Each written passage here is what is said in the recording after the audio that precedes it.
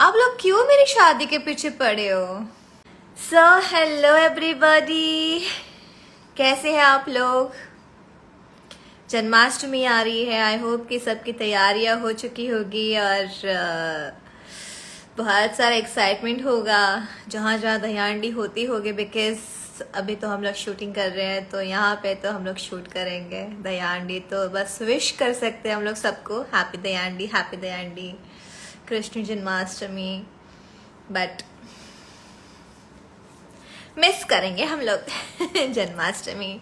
सो मैं अभी दो जगह पे लाइव हूँ, एक मेरा फेसबुक और एक मेरा इंस्टाग्राम।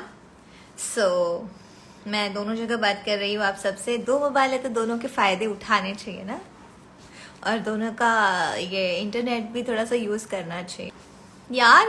हद हो गई। मतलब ये आप लोग क्यों मेरी शादी के पीछे पड़े हो? शादी शादी शादी जब होनी होगी तब हो जाएगी। अभी शादी के लिए हम लोग रेडी नहीं है। अभी बहुत कुछ करना है लाइफ में। ओके गाइस, तो आज लाइव आने का रीजन है